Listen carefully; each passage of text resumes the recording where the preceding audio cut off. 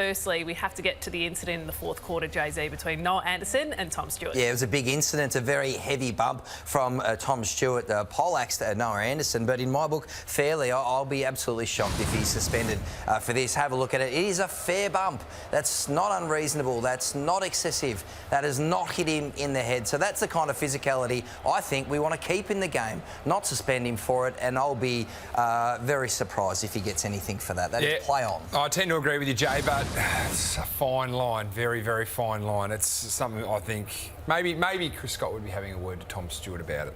Really? For what? Well, what happens if he gets... Why would you choose to bump? But he bumped him fairly in the... Why would you... Like, I wouldn't risk it. For mine, I wouldn't risk it. Running past the ball, maybe? It wouldn't run past the ball. In this day and age, you choose to bump, you are at the opposition player's hands there. If you get them high by accident, head clash, anything like that, you're looking at 3 weeks minimum. What do you think, King Kong?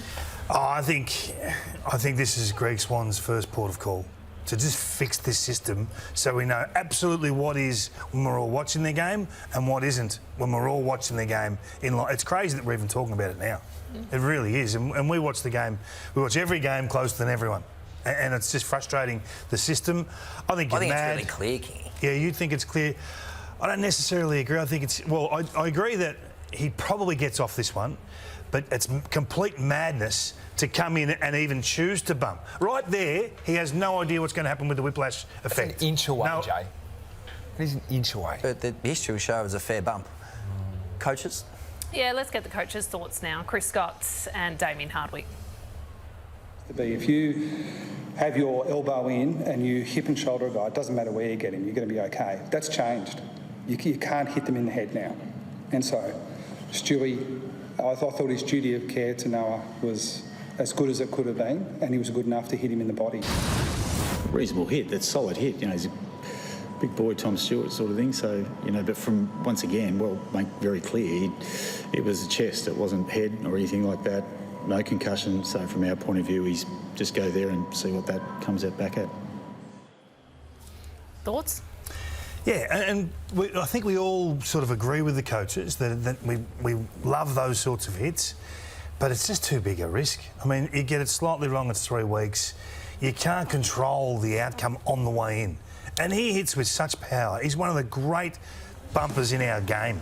He is a weapon, but it's too big a grey area right now. Swanee, get onto it. What about the on-field result for Geelong? So they actually replaced Gold Coast in the top 4 following this 24-point victory at GMHBA Stadium, and it was just the Cats' professionalism and depth on full display. So Bailey Smith, a late out due to hamstring tightness, as you saw there. Max Holmes had a day out. But Patrick Dangerfield, Jeremy Cameron and Shannon Neal recorded 0 goals and 16 disposals combined, yet the Cats still win comfortably. So when you've got 2 of your best players in Danger and Jeremy Cameron having little impact on the game, that's saying something. Well, that's what and we're talking about with the Giants, wasn't it? There's no one that steps up. Well, they've got plenty that step up. They've got a system that's rock solid down there. The 2 men behind the ball in Henry and Stewart, and they've been out at different points of the season. They were bulletproof today, and the Suns continually kick the ball back to them. And Holmes had a PB disposals. First time he's been to 40. They put him back on the ground to get to 40.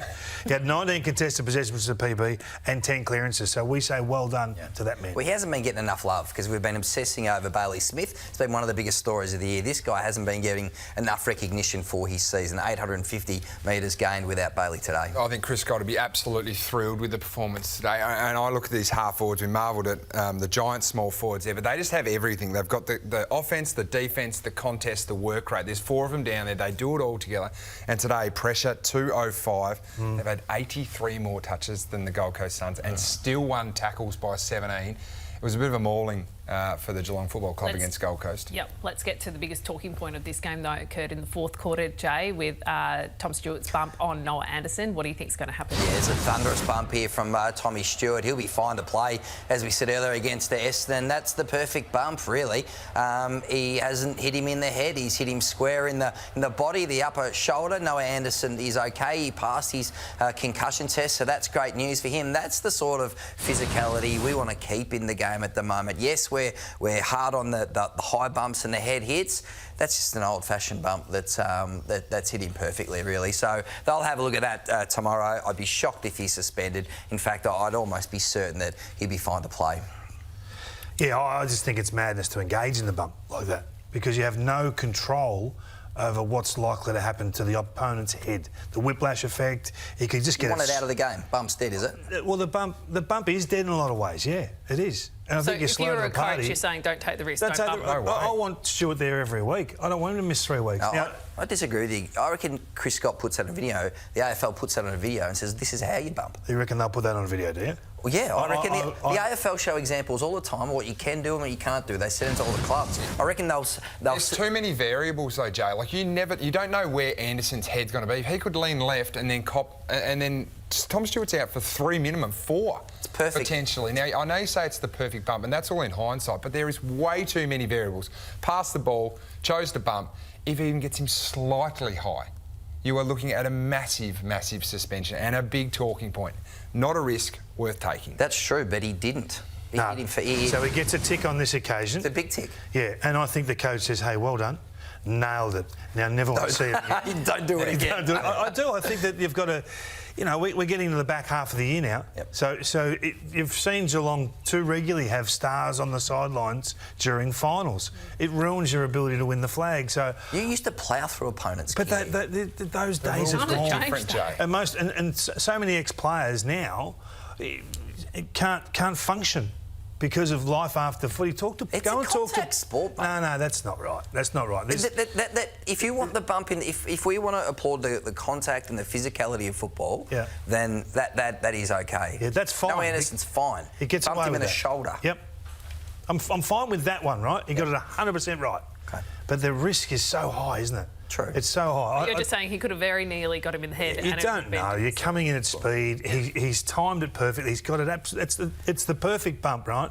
But there's so many things could have gone against him and gone wrong. And we're sitting here going, you can't do that. It's got to be 6 weeks. He didn't leave the ground, right? He lowered himself. And that's where players have fallen foul. When they elevate and leave the ground, they jump up. I thought he lowered himself. It was very calculated. The other talking point was Bailey Smith. So he was out on the ground a couple of hours before the first bounce, having a bit of a run around, and then obviously the news came through that he was late out due to hamstring tightness. What's the story here? Yeah, so stemming from that game against West Coast last week, I think something happened late in the match and they monitored it throughout the week. It got worse on Thursday, or more of a concern on Thursday. So he was out there with the doctors pre-game. So that's it against West Coast late. So he's clearly got some awareness there. And Chris Scott said they just didn't want to take the risk because he's such a running player. So there's the concern. And Chris Scott said as soon as there was this sort of awareness, he's straight out. He did run 6 kilometres straight after this as part of an indoor training session. So that's a great sign that he'll be fit to play Essendon next week. They'll put him through all the tests. And as you've been saying a lot, Kingy, the management, health is your best friend.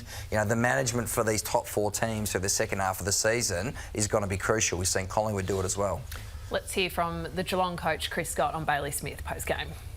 He had, I guess you could call it a fitness test a few hours before the game and just didn't feel confident. And in that situation, I think, like, our tolerance for that sort of situation with any player, much less one like Bailey who depends so much on his running, is generally low. So it was a pretty easy decision to pull him out. But then he went and did, I'm told, a 6 or 7K session, and so it was a situation where he was good enough to train, not good enough to play, which leads us to believe he'll be fine for next week. But who knows?